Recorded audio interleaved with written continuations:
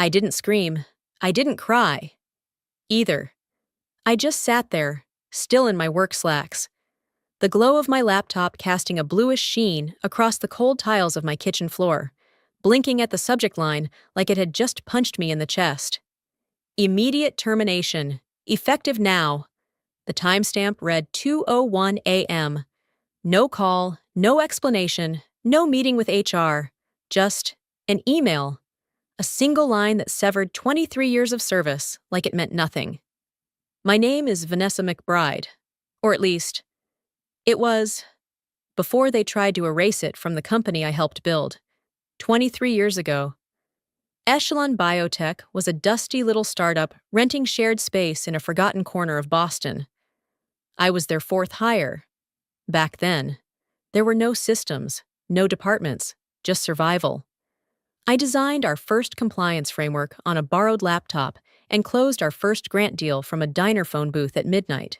Over 2 decades, I led the company's entire funding and integrity operations division, built the digital infrastructure, and authored the core protocols that governed every major donation and investment. But none of that seemed to matter to Kellen Ross, the newly installed chief operating officer with a dazzling smile, sharp suits, and a notorious obsession with cost efficiency. He didn't know me, and frankly, he didn't care. His job was to modernize us. That meant cutting heads, starting with the ones that knew the company's actual foundation. Still, I never thought it would happen this way. 2 a.m, a cold message, no signature, and silence so deep it felt like the air had frozen in place. I stared at the screen, not moving, not blinking. My hands stayed on the keyboard, motionless. I must have sat like that for 20 minutes, long enough for the cursor to time out and the screen to dim. Then something strange happened. I opened a new tab, expecting access to be cut off, but I wasn't locked out. My login still worked. Internal servers, dashboard functions, even system root directories, still active. They forgot. They actually forgot to revoke my access. The same vulnerability I had flagged in a report last quarter, the one Kellen's team marked non-essential, had just bought me a window. And I was still in the system. Still, holding the keys. The cursor on the screen hadn't moved. Neither had I. I was still sitting there. Hours after that email. My legs were numb. My coffee had gone cold. But my mind was wide awake, spinning backward through time. If they could erase me with one message, I had to remember who I was before they tried to rewrite history. Echelon Biotech wasn't always a polished tower of glass and buzzwords. Back in 2002, it was a couple of rented rooms over a print shop, a broken air conditioner, and an idea nobody believed in but 4 of us.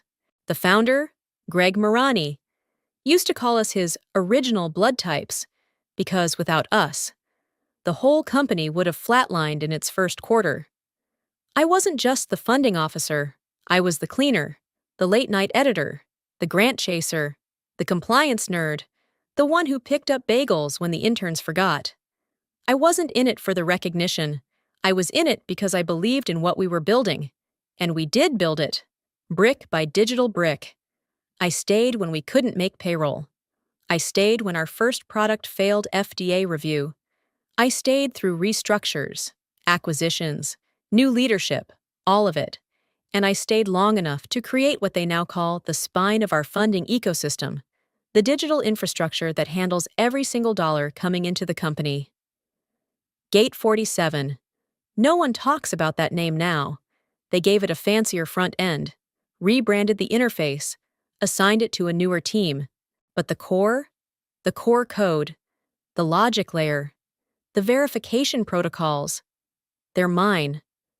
I wrote them on sleepless nights, on coffee-stained notepads, inside a Linux terminal window that hadn't been updated since 2003. And I didn't just build it. I protected it. Because that system didn't just move money, it validated trust. Every grant, every donation, every high-profile partnership had to pass through it.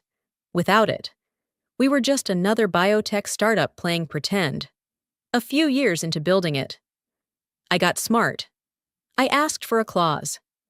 In 2007, buried deep in an addendum to my contract, I secured personal authorship rights over the Gate 47 source structure.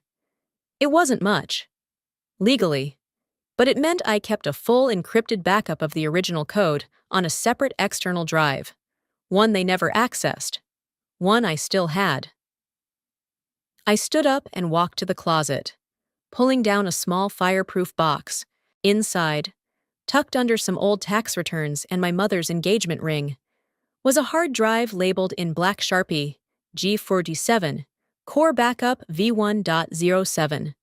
I held it in my hands, feeling the weight of it. It was only a few ounces, but in this moment, it felt heavier than everything they had taken from me.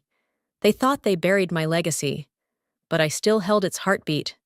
And now, for the first time in 2 decades, I wasn't sure if I'd protect it or let them feel what it meant to lose it.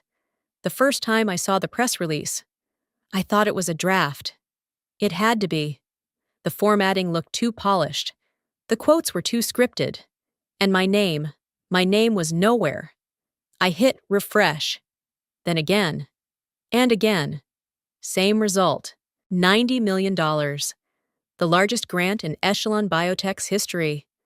Splashed across the homepage under a headline that read, "New era of biotech funding begins with Global Innovation Trust Partnership."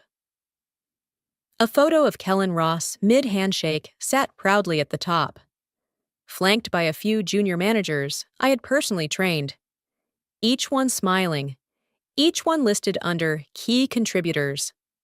And me? Not even in the footnotes. 8 months of negotiations, hundreds of emails, dozens of 3 a.m. calls with Zurich, and back-to-back compliance reviews that nearly broke the legal team. It was my grant, my build, my system, and now it had my silence, but not my name. Back then, when it started, no one wanted the project. The Global Innovation Trust was notorious for rejecting 9 out of 10 applicants. Their due diligence process was ruthless. Months of audits, ethical screenings, simulations, backtracking through old financials no one wanted to touch.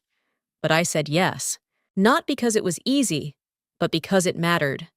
The first contact came through an old referral. They called the main office line on a Saturday. The operator was out. The call rerouted to me because I had built the redundancy protocol years ago. It was 10:15 a.m., and I was in the middle of grocery shopping. I picked up out of habit. 45 minutes later, I was already sketching the proposal outline on the back of a store receipt in the car. That was how it started. What followed were months of planning, some in boardrooms, some in hotel lobbies, some in my kitchen at 1:30 a.m. with a mug of reheated coffee. I had customized Gate 47's logging system to meet their transparency demands, redesigned our audit trail engine, and walked both our executive team and the trust's board through every piece of technical documentation, myself. And still, nothing, not a line, not a whisper. I leaned back in my chair, staring at the screen, trying not to feel what was already building behind my ribs. A mixture of exhaustion and something heavier. Betrayal. How many times had I told myself this was worth it? How many weekends had I traded in the name of vision? How many problems had I solved quietly, so someone else could take credit at the microphone? Before I could spiral, my phone buzzed. A notification from my personal email, the one no one at work knew I still used. Subject: Thank you, off the record. From Jonathan Weil, Senior Director at Global Innovation Trust. I opened it slowly, expecting logistics. Instead, I read, Vanessa, I just wanted to say thank you. You've been the reason this partnership has held together. Your clarity, your honesty, and your command of the system impressed not just me, but our full board. This level of transparency is rare. You've set a new standard. I hope your team recognizes that. Jonathan, I read it twice. Then a third time. My hands trembled. Not from pride, but from the ache of what it meant. They didn't see me, but he did. Not in headlines, not in photo ops, but in the fine print where real work lives. I could have printed that email. I could have framed it. Instead, I archived it, along with every other message they would never acknowledge, because deep down, part of me still wanted to believe they'd come around. They wouldn't. And that realization hurt more than being erased, because I hadn't lost the credit. I had lost the illusion that they ever meant to give it. And somewhere beneath all that hurt was a flicker of something colder, something that hadn't had space to breathe in 23 years. Resolve. The first sign came in the form of silence. Not the kind of silence that fills an empty hallway, but the kind that seeps into your inbox. Quiet meetings you're no longer invited to. Agendas you once reviewed, but now receive only after the fact. You notice it in how people pause before speaking to you, in the way they glance down when they pass your desk. It's slow, almost polite, like erasure dressed in a suit. It started 3 weeks after Kellen Ross became COO. He was young, maybe 32, fresh out of Stanford, MBA stamped across his LinkedIn like a brand name. Tall, sharp-featured, confident, too confident. The kind of confidence that doesn't come from experience, but from always being told you're exceptional. At his welcome meeting, he walked in with that signature tech bro energy, talking about velocity, lean transformation, and optimizing legacy workflows. I remember that phrase specifically. Optimizing legacy workflows. It was a euphemism. What he really meant was, cut the people who've been here too long, the ones who don't fit the new culture, the ones who, like me, built the house but don't match the decor anymore. Within a week, things shifted. I was no longer CC'd on review threads I had started. My access to certain dashboards I created, was downgraded without warning. I filed a support ticket and was told it was a permissions update aligned with revised security roles. I translated that as, Kellen's new team had begun reassigning control. Meetings moved to smaller rooms, then to private video calls, then off my calendar entirely. When I asked about the quarterly grant forecast, which had always been my responsibility, the CFO shrugged and said, Kellen's team is streamlining reporting. I wasn't even given a chance to push back. And then came the final insult. I received a draft report titled Projected Institutional Grant Expansion 2026 Plan. It was detailed, strategic, full of forward-thinking language. But as I scanned the graphs and tables, a cold realization hit me. It was mine, word for word, metric for metric. It was the document I'd been building for 2 months, the exact phrasing, the structure, the grant funnel simulation. I recognized it all, except at the top. Beneath the header was a new name. Prepared by Owen Patel, Strategy Intern. Owen. He was bright, ambitious, just 2 months into his internship, and had recently become a favorite in Kellen's orbit. I had mentored him early on, walked him through our audit protocol, taught him how to write budget justifications. And now, somehow, he had submitted my report with minor cosmetic edits and signed it as his own. I wanted to believe it was a misunderstanding. I wanted to believe Owen had made a mistake, and that someone, anyone, would catch it and fix it. But they didn't, because no one cared, because erasing me was part of the plan. I confronted Owen privately. His face flushed. He stammered. Kellen's team asked for my input. I thought they were just using it as a reference. I didn't think... You didn't think I'd see it? I asked. My voice calm, but my throat tightening. He didn't answer. Later that day, the version he submitted was forwarded to the entire executive board. I wasn't mentioned once. That night, I sat alone in my office, the hum of the air conditioner and the buzz of fluorescent lights filling the empty space. My nameplate on the door still read Vanessa McBride, Director, Institutional Funding. But it felt like a joke now, like a costume from a role I was no longer allowed to play. In that moment, I understood something simple but brutal. They weren't waiting for me to leave. They were building the company without me, around me. And for the first time in 23 years, I felt like a guest in the house I built. It started with a cancellation. My 11 o'clock meeting with legal, which had been on the calendar for 2 weeks, disappeared without explanation. I checked my inbox twice, then my calendar, thinking maybe it had been moved. Nothing. Just a silent cancellation. No reschedule, no comment. It wasn't like them. Then came the second hit. Layla, my assistant for the last 4 years, didn't come in. She was meticulous, early every day, always one step ahead of me, and unfailingly loyal. At first, I thought maybe she was sick, but when I pinged her, I got a terse auto reply. Temporarily reassigned. Please direct all scheduling requests to Marissa C. Marissa, a recent hire, sharp but green, and unmistakably close with Kellen Ross. She had shadowed Layla twice during onboarding, which seemed odd at the time, but harmless. Now, she was my new point of contact? Still, I tried to stay rational. Things shifted quickly around here. Reorgs, temporary coverage, overlapping projects. It happened. I'd seen worse, but something was off. I could feel it. The corridors outside my office, usually buzzing with the quiet chaos of pre-launch season, felt eerily hushed. I noticed people closing tabs when I walked by. Conversations stopped when I entered the break room. One of the interns, Milo, couldn't even look me in the eye. That was when I started checking everything. I scrolled back through my calendar for the week. 3 meetings missing, 2 changed locations without notice, and a project presentation I'd been preparing for had a new lead attached. Not me. The new lead? TBD, under strategy ops. That was Kellen's department. My palms started sweating.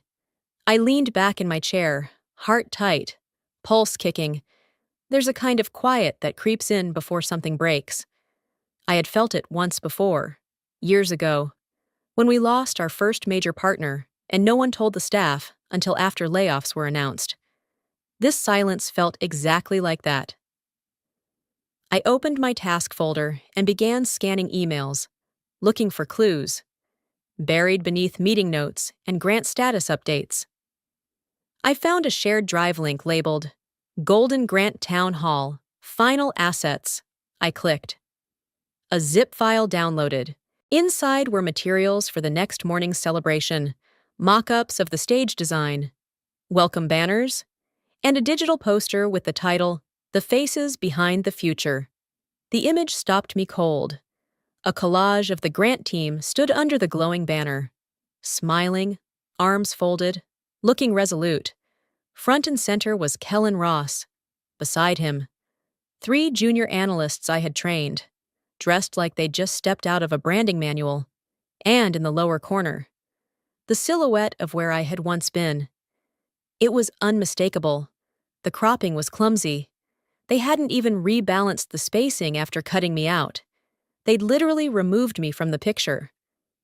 I stared at it for a long time, long enough for the laptop to dim and go dark. I didn't move. I didn't cry. The shock didn't hit all at once. It came slowly, like fog settling in from the edges. So this was it. They weren't just minimizing my role. They were scrubbing me out. Layla's absence, the calendar changes, the strange looks. It wasn't paranoia. It was premeditation. I reopened the zip folder, scanning every file. Not one document mentioned my name. Not one slide acknowledged my role.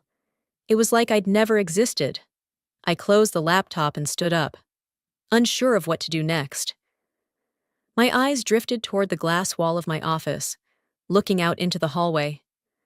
The floor was almost empty now, just a few silhouettes moving quietly toward the elevators. A strange calm settled over me.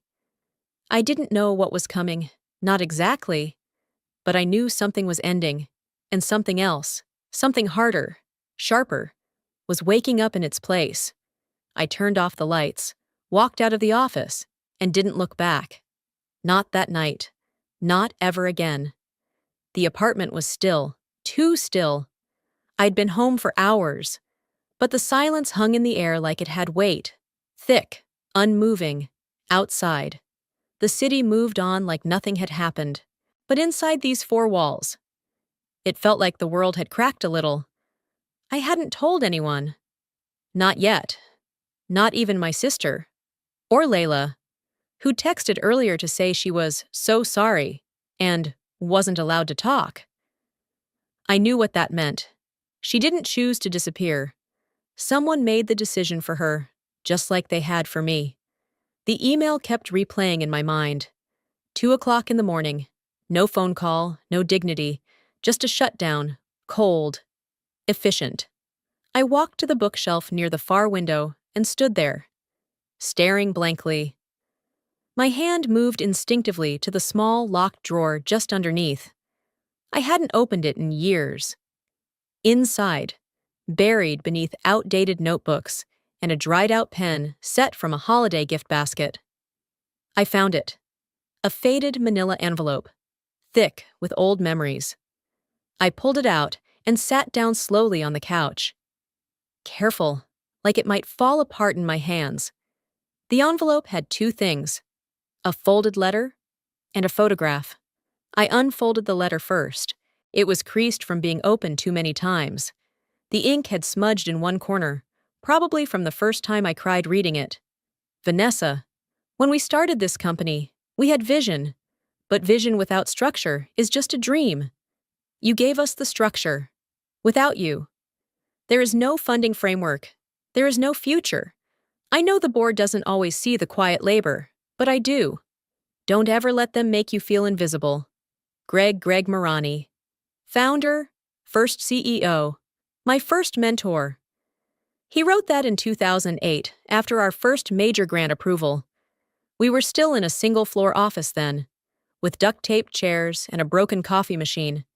He left the company 10 years ago after a bitter split with the board. Rumor was, he'd refused to greenlight a merger that would have doubled our valuation, but compromised research ethics. They forced him out. I hadn't heard from him since. With a slow breath, I turned my attention to the photo behind the letter. It was from that same year, a team picture, taken right after our grant celebration. 12 of us crammed together in front of a whiteboard full of marker scrawls and big dreams. There I was, third from the left, wearing a cardigan 3 sizes too big and a grin that didn't know burnout yet. My eyes scanned the group and stopped. On the far right, standing slightly apart, was Greg, still in his khakis and worn button-up, arms crossed, slight smirk. His eyes didn't look at the camera, but at something else, maybe the future. And in that moment, I remembered something Layla had said a few weeks ago, almost offhand. The guy from the trust, the one who approved the ethics alignment, used to know Greg, I think. Some old connection. I didn't think anything of it at the time. But now, looking at this photo, I saw it. Greg hadn't just disappeared. He'd resurfaced, quietly, and based on the timeline. He was now an independent ethics advisor for the Global Innovation Trust, the same trust that had just awarded us $90 million. The same trust whose senior director emailed me directly to thank me. The same trust that would soon realize the woman they erased was the very reason the deal existed. The ache in my chest deepened, not from vengeance, but from loss. Not of the job, but of what the job used to be. I had stayed because of people like Greg, because I believed in what we were building, because someone once told me I mattered. Now I was a name in an HR file, a security badge turned in, a forgotten line in a forgotten system. But as I held the photo and the letter close to my chest, Something in me refused to accept that invisibility. They had erased me from the room, but they hadn't erased me from the foundation. And Greg? He was still watching, just from a different seat at the table. By the time the sun came up, the numbness had faded. In its place was something sharper, cleaner, a clarity I hadn't felt in years. No more guessing, no more hoping someone would speak up. Step in, do the right thing. The truth was simple. I'd been erased, methodically, quietly, and now it was my turn to act. Not out of revenge, out of principle. I brewed a pot of coffee, real coffee, not the stale office blend I used to tolerate.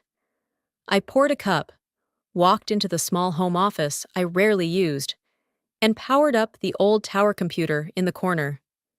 It took a minute. The machine wasn't fast, but it was secure, and it had something no other system did: direct access to Gate 47. Gate 47 wasn't just a funding platform. It was the spine of Echelon's financial ethics. I had built it from the ground up 15 years ago, when we nearly lost a major funder over a clerical error in reporting.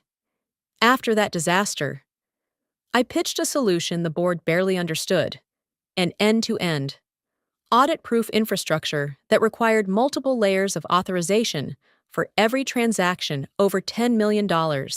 At the center of that system was KeySig, a cryptographic lock embedded so deep, only one biometric match could trigger it. Mine. They never changed it. Probably didn't know how. I leaned back in my chair as the login screen appeared. My fingers flew across the keyboard. Familiar commands. Familiar rhythm. Access granted. I opened the back-end terminal and pulled up the master control panel. The interface was bare bones, designed more for function than form, just how I liked it. A black screen, green code, a single cursor blinking at the edge of legacy logic only I truly understood. I could see the pending transaction already sitting in the queue. $90 million status, scheduled for release. Recipient: Global Innovation Trust, initiated by Echelon Biotech Treasury, signed by CFO and COO awaiting final authorization. I stared at those words for a long moment. I wasn't angry. I wasn't afraid. I was steady. They'd used my work. They'd cashed in on my silence. They'd carved me out of every line item and every press release. Yet here it was. A system they didn't understand, depending on a woman they discarded. I clicked into the KeySig module. The biometric field pulsed. Waiting. I placed my finger on the scanner. Access granted. 3 options appeared: authorize and release, hold pending internal review, revoke access, and archive transaction. I hovered for a moment over the first, then the second. But I knew what I came here to do. I clicked the third. The screen prompted me. Are you sure? This action will revoke the company's ability to authorize future high-value transfers without reauthorization from creator credentials. Yes. I was sure. But before I hit enter, I typed one more line into the system log, a habit from the early days, when every move had to be documented. I typed, "Access belongs to those who protect it." Then I hit confirm. The screen went dark for a split second, then rebooted. The transaction vanished from the queue. The gate closed. They wouldn't know yet, not until they tried to move the funds. I sat back and exhaled. No hacking, no breach. Just removal of consent. My consent. The beauty of Gate 47 was that it had never been about power. It was about ethics, protection, accountability, the very things they had forgotten.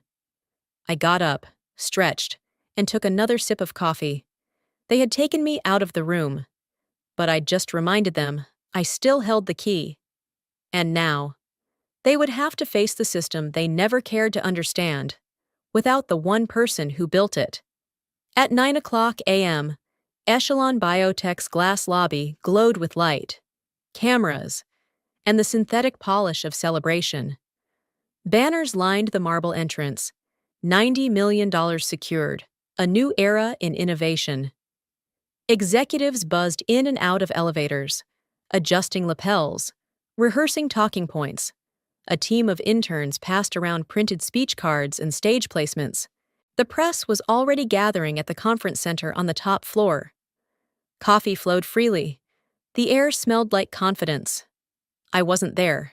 Instead, I sat across the river, at a quiet cafe I hadn't visited in years. Same corner table, same brick wall with ivy creeping along the window. This time, though, no laptop, no drafts, no spreadsheets, just black coffee, a notebook, and my phone, face down. Across from me sat Jules, an old colleague turned analyst at a smaller firm. She didn't ask questions. She didn't need to. All she said was, "Just tell me when." I nodded and waited. Back across the city, the stage lights flickered on. A voice announced the lineup. Kellen Ross, COO, followed by CFO Linda Becker, and special remarks from our senior strategy team.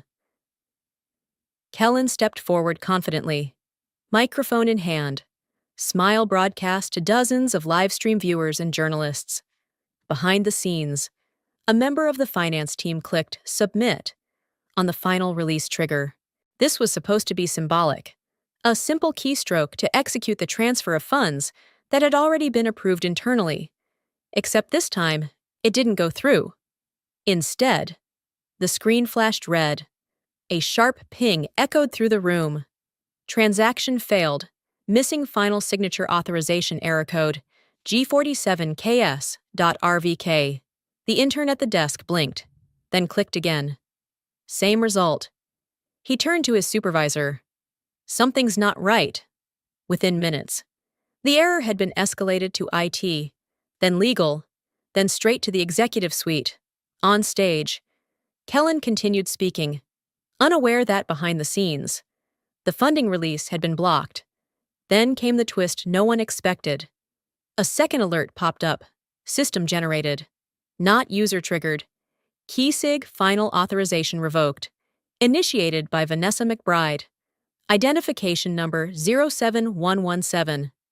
Timestamp 7:59 a.m. Location. External device. Authenticated node. The room froze.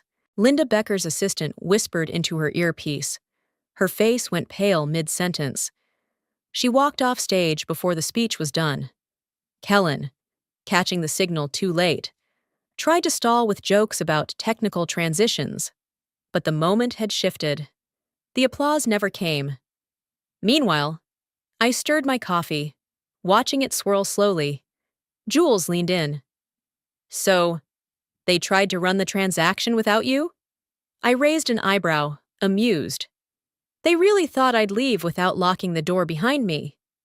She let out a quiet laugh. "They underestimated you." "No," I said. "They underestimated the system." Gate 47 wasn't built to punish. It was built to prevent. The moment they removed the one person capable of oversight without transferring credentials through proper legal channels, it defaulted to protection mode, exactly as it was designed to do. I checked my phone.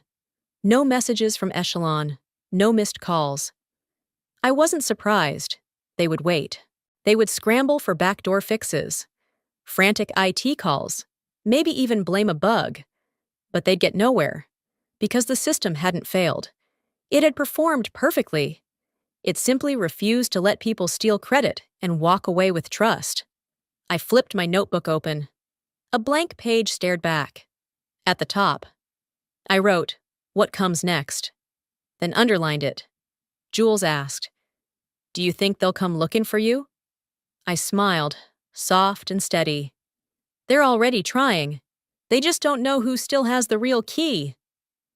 At that exact moment, back in the executive boardroom, someone yelled, "Who the hell is V. McBride, and why can't we reach her?" But I wasn't lost. I was simply out of reach. And the $90 million? It hadn't vanished. It was waiting right where I left it, in safe hands, The cafe was nearly empty, just the way I remembered it, tucked between an old bookstore and a pharmacy on the quieter end of Charles Street. Fern and Fig had been my thinking place for years. It was where I used to outline proposals, draft internal ethics memos, or escape the buzzing politics of Echelon's 15th floor. Now, it served a new purpose.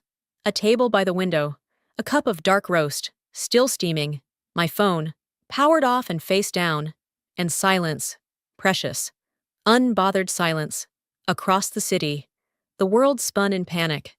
The headlines were already live. Echelon's 90-mailer transfer stalled. Technical error, says COO. Funding freeze at biotech giant. Global Innovation Trust declines to comment. McBride authorization, key missing in action. I took a slow sip, letting the bitter edge of the coffee ground me. I didn't need to scroll. I already knew how the story would play out, how the silence I had left behind would now echo through their meeting rooms, inboxes, and legal calls. They were trying to reach me, but I wasn't reachable. After I revoked my KeySig credentials, I disabled every point of contact, company email, Slack channels, internal platforms. Even the emergency call chain had been rerouted. My direct line no longer worked. Layla's number was redirected to an automated voicemail. Jules had been instructed not to forward anything. I had disconnected deliberately, methodically, for the first time in 23 years. I belonged to no system. I was answerable to no one. And strangely, it didn't feel like rebellion. It felt like breathing. Behind the counter, an older barista named Carla, who still remembered my usual order from 2014, offered me a small smile. "You good?" she asked quietly, setting down a croissant I hadn't ordered. "I am now," I said. I opened my laptop, not for work, not for stress, but out of sheer curiosity. News alerts continued rolling in, all variations of the same theme. Executives fumbling for explanations, investors demanding transparency, and internal IT teams scrambling through code they never wrote, trying to patch a lock they couldn't even find. They wouldn't find it, because the lock wasn't the problem. I was the key. They'd removed me assuming I was replaceable. They thought the system would comply. They thought, if they controlled the narrative, the infrastructure would bend with it. They never understood that ethics can't be copy-pasted. That trust, once violated, doesn't auto-recover. Another sip, another breath, another hour passed. I closed the news tab and opened my inbox. Not the company's, but my private email. Hundreds of unread messages stacked chronologically like dominoes waiting to fall. Most were noise, automated alerts, digital receipts. One or two recruiters who must have sensed blood in the water. But one email stood out. Subject line, no agenda, just people. From Jonathan Weil, Global Innovation Trust. I clicked. Vanessa. I imagine today has been a whirlwind on your end. It certainly has been on ours. We've been trying to contact someone, anyone, at Echelon to make sense of the funding stall. We suspect you already know why it happened. I won't ask for details. I won't ask you to fix it. But I would like to meet, not as colleagues, not as funders, just as people who still care about what this work was supposed to be. Let us know when you're ready. No pressure. J. Weil. I read it twice, then 3 times. There were no accusations, no demands, just sincerity. After everything, they still saw me. I stared out the window at the morning light spilling across the sidewalk, catching in the corners of bookstore signs and passing bicycles. The phone on the table stayed silent. There was no call from Echelon, no apologies, no desperate offers, no attempt to understand. But that was fine. The call that mattered had already arrived, and this time, I had the space to answer it. Quietly, on my own terms, with no badge, no ID, no authorization token, just me, whole, still here. Finally, free. The meeting wasn't in a boardroom, no glass walls, no expensive lighting, No projector waiting to be filled with buzzwords. Just a private corner in the back of a quiet restaurant overlooking the public garden. A square table, dark wood, set for two. The kind of setting where real things were said without a microphone. I arrived 5 minutes early. I always do.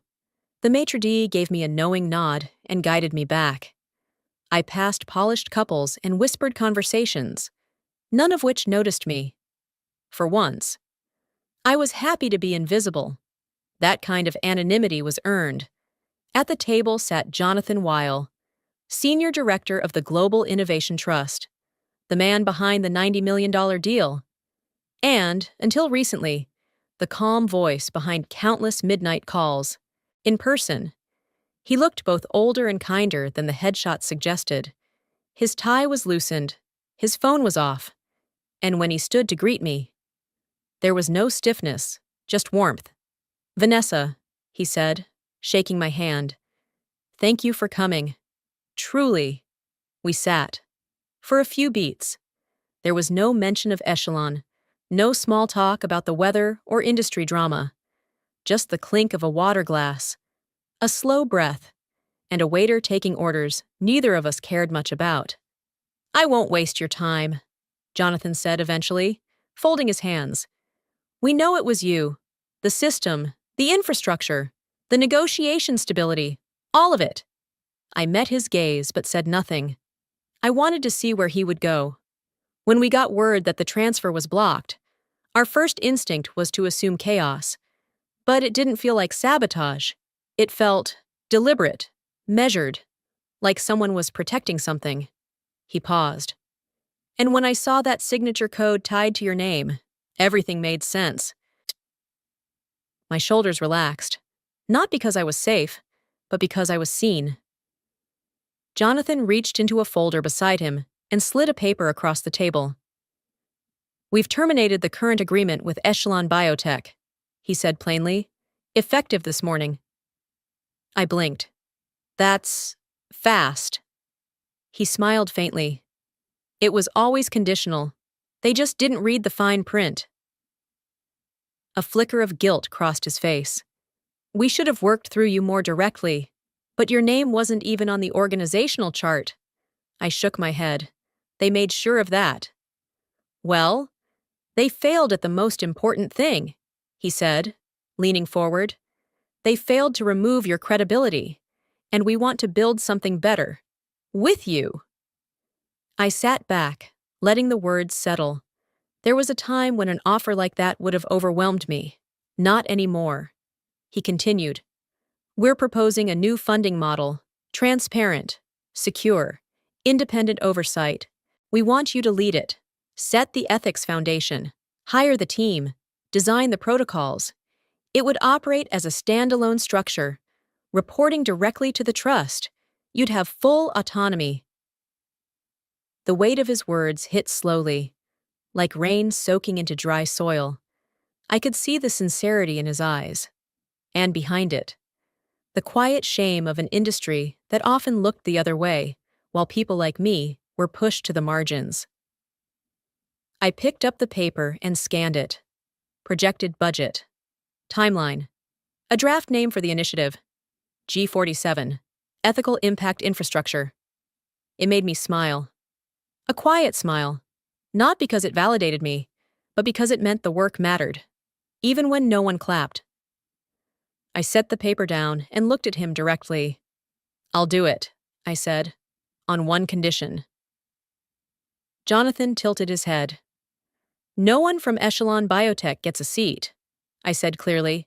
"Not on the board, not on the advisory panel, not in operations. I don't care how polished their resumes are or how politically connected. If their names are on it, I'm not." He didn't flinch. "Done," he said, just like that. No haggling, no pushback. Just agreement from someone who finally understood what integrity looks like when it's been bruised too many times. We ate in silence after that. Not awkward, but comfortable. A silence shared between people who both knew what it cost to do things the hard way, and why it was still worth it. As we stood to leave, Jonathan reached into his jacket and pulled out something unexpected. A small silver token. "I found this in a drawer at our headquarters," he said. It was Greg Morani's. Said it was given to him by someone who reminded him why the system had to matter. He placed it in my hand. Etched into the surface were 6 words. "Hold the gate. Guard the truth." I closed my fingers around it and nodded. I wasn't going back. I wasn't asking for credit. I was building something better. And this time, no one could edit me out. The name came to me before the paperwork did. Gate 47 Partners. Not flashy, not branded for trend, just honest, clean. A callback to the backbone of everything I'd built, everything they tried to erase. It wasn't just a name. It was a declaration. Within 48 hours of meeting with Jonathan Weil, the legal team at the Global Innovation Trust had pushed through the incorporation paperwork. They moved fast. No questions. No stalling. I had full decision-making authority, direct funding flow, and the space to build something real. Something mine. The small co-working space I rented on Congress Street didn't look like much yet. Just a quiet glass office with a handful of desks, fresh paint, and a corkboard that still smelled like Staples. But for the first time in years, I wasn't walking into someone else's empire. I was building my own. By the end of the first week, I had a working phone system, a private server configured to mirror the security backbone of Gate 47, and a whiteboard filling up with names. Not investor names, not donors. People. Because that was the surprising part. The calls came, quietly at first, then steadily. "Vanessa, it's Mara. I heard what happened. I'm in." "Hey, it's Devin. Legal's turned into a war zone since you left. You got space for someone who wants to actually read contracts again?" "Vanessa, I want to work for a leader, not a brand." They weren't coming out of loyalty to me. They were coming because they saw something familiar, something Echelon used to stand for before the slide into politics and glossy pretenses. They missed the rigor, the honesty, the part of the job that had nothing to do with strategy decks and everything to do with real work done well. By the end of the month, I had 10 full-time hires. Half were people I'd mentored years ago. The other half were those they recommended. Quiet operators, not resume peacocks. People who still believed in ethics as infrastructure. On a rainy Thursday morning, I arrived early, 7:45 a.m. The building was still waking up. The city outside gray with spring fog. I unlocked the front door and found someone already sitting in the lobby. He stood slowly when I approached. Khaki pants, leather notebook, no umbrella. I recognized him instantly. Greg Morani, my mentor, the original CEO, the one who left Echelon quietly, with too much dignity and not enough protection. I hadn't seen him in nearly a decade. "Didn't want to schedule anything," he said softly. "Wasn't sure you'd say yes." I smiled. More moved than I expected. "You were the first person I learned to trust in this business. You never need an appointment." He stepped into the office slowly, taking it in. "I saw the name," he said. "Gate 47. You kept it." "I had to," I replied. "So, it's the only part they never managed to break." Greg's gaze lingered on the whiteboard, where I had mapped out our current ethics review model. "You've kept the soul of it intact." "I'm trying," I said. He took a long breath. "You're not just trying. You're restoring something." I offered him a chair, but he remained standing. "There's something I should tell you," he said. "It's about Kellen Ross." I tilted my head slightly. "He interned under me once," Greg continued. "Years before you joined. Brilliant on paper, but I declined to bring him on full-time." "Why?" I asked. Greg didn't flinch. "Because I watched him doctor results during a reporting simulation. He said it was just a hypothetical. I said it was a red flag." I sat still, the air suddenly heavier. "So how did he end up?" I started, but Greg waved it off. Politics, old favors. Boards rarely ask the right people the right questions.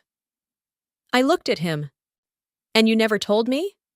You were carving your own space, he said. I didn't want to shadow that, but now you're the one people are following.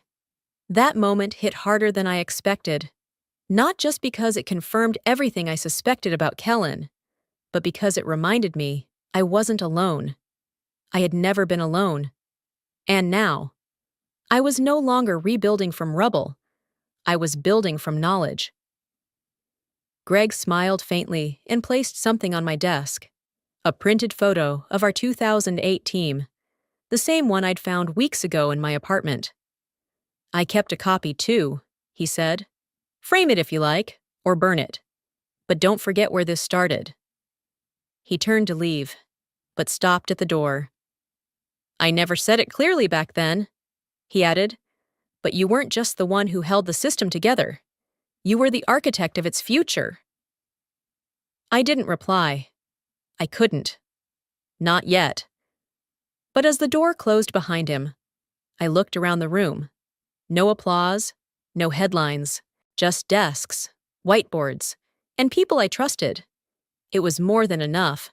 The foundation was mine again. And this time, I was building it higher. The boardroom was nothing like the one I'd left behind. No glass walls, no towering skyline view, just a solid oak table, a few well-used leather chairs, and a warmth in the air that came not from power, but purpose. The walls held no corporate slogans, no investor placards, just framed photos of real work, community health labs, tech classrooms in rural towns, a handwritten letter from a funded cancer research team in Nairobi. I sat at the head of the table, a silver pen resting neatly beside the agreement folder.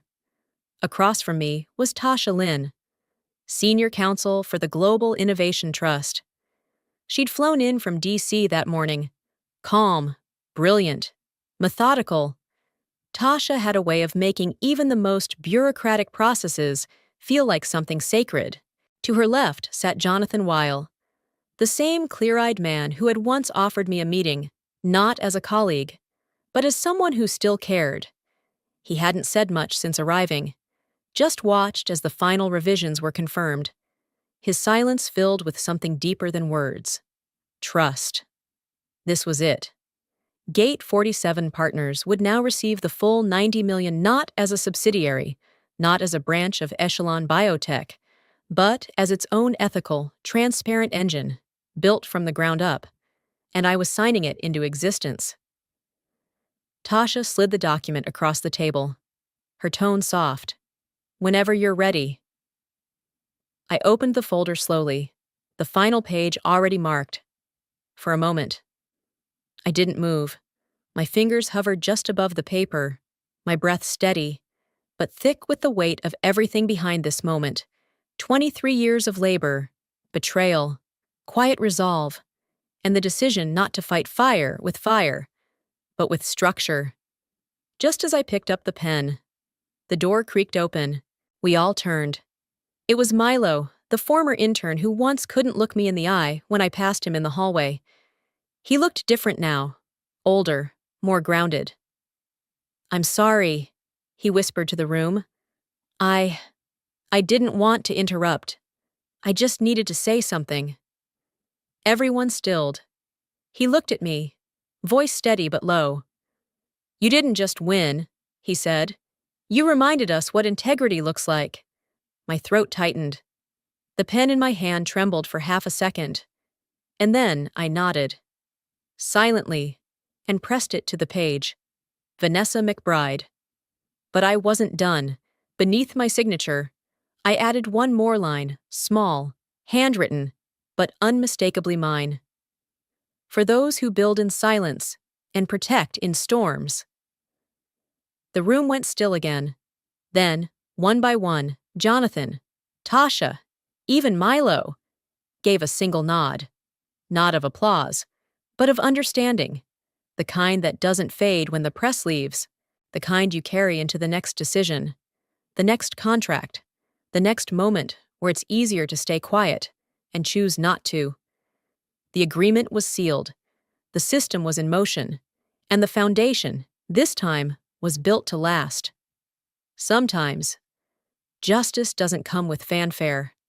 Sometimes, it arrives quietly, through decisions made in silence, through people who refuse to compromise what they know is right.